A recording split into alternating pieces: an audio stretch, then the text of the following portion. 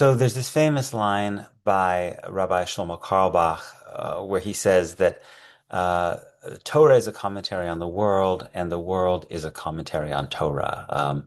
By which I think he meant that we see new things in Torah, just as people could see new things in any religious text because of our life experience, because of what we see happening in the world in our time.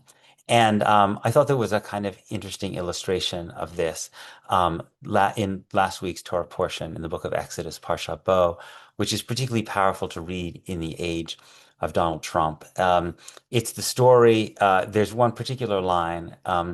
It's during the last of the three plagues in Egypt, and Moses and his brother Aaron go to Pharaoh to announce the eighth plague, the plague of locusts. And when Pharaoh still refuses to allow the Israelites to leave, the text says that, quote, Moses turned and left Pharaoh's presence. And the medieval commentator Ibn Ezra interprets this phrase as suggesting that Moses left Pharaoh's presence without Pharaoh's permission, which for an all-powerful ruler like Pharaoh was potentially risked death. There's a bit of a parallel between the line we read in the book of Esther, in which Esther enters the presence of the Persian king without his permission, also an act punishable by death. And this is considered an act of tremendous courage, and it's considered a kind of defiance not only of Pharaoh's tyranny, but of Pharaoh's idolatry. Because in Jewish tradition, the fact that Pharaoh considers himself a god is intimately linked with Pharaoh's tyranny and brutality. And so to suggest that Pharaoh is not all powerful, that Pharaoh doesn't have some kind of divine status, is not only part of a struggle for freedom, but it's actually a rejection of idolatry itself. And Pharaoh becomes a kind of anti-model for Jewish kings in the Hebrew Bible, who are required to write a Sefer Torah, to write a kind of book of law, to show that they are not the law, they are that the law binds them, and indeed that they are not God. Um, Now, Donald Trump, in his own kind of more modern secular language, also, I think, suggests often that he is a kind of a divine figure, right? He said to the New York Times recently that basically he is bound by no law other than his own sense of morality, kind of warped as that sense is. He also said, in speaking about his first year in office, or in his first year since returning to office, he said, God is very proud, right? So if Donald Trump doesn't explicitly think that he is God, he thinks that he should be bound by no domestic or international law, and that he has some kind of access to the mind of God. And so I think you again see the message of Torah in that this linkage between idolatry and tyranny.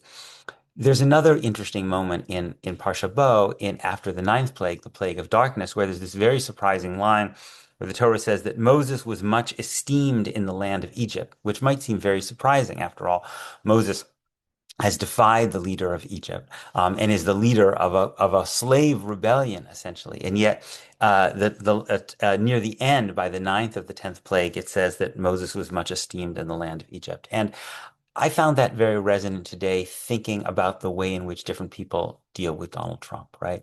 Um, think about figures like J.D. Vance and Marco Rubio and Ted Cruz, Lindsey Graham, right? These people who essentially are on perpetual bended knee towards Donald Trump, right?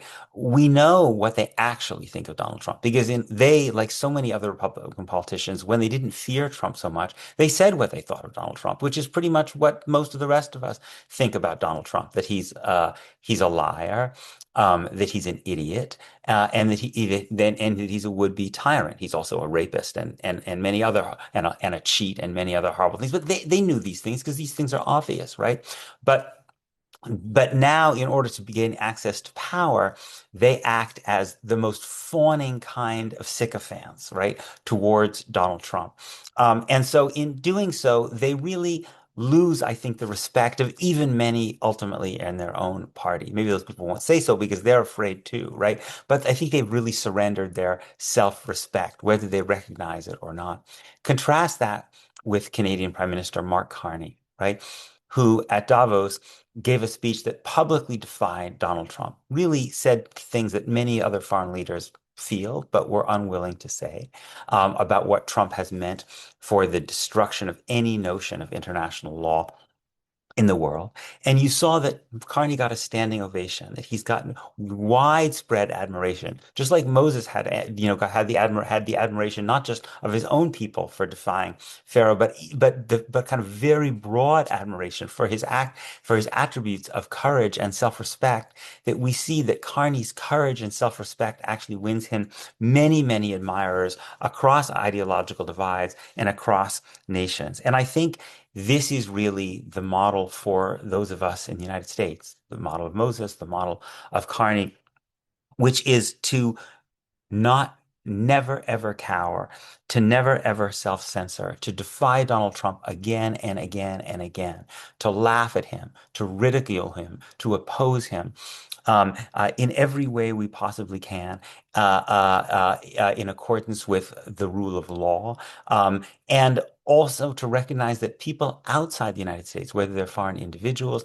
or indeed foreign leaders like Carney or like the leaders in South Africa who defy Donald Trump, if they're defying Donald Trump in the name of human dignity and the name of the rule of law, they are our allies, even though we are in foreign countries, and that it is not anti-American to try to work with foreign governments in order to oppose the tyrannical and destructive policies of Donald Trump any more than it was anti-South African for South Africans to ask countries to oppose apartheid, or that it is anti-Russian when Russian dissidents asked foreign countries to oppose the war in Ukraine, or that it is anti-Iranian when Iranian dissidents ask other countries to denounce their theocratic regime.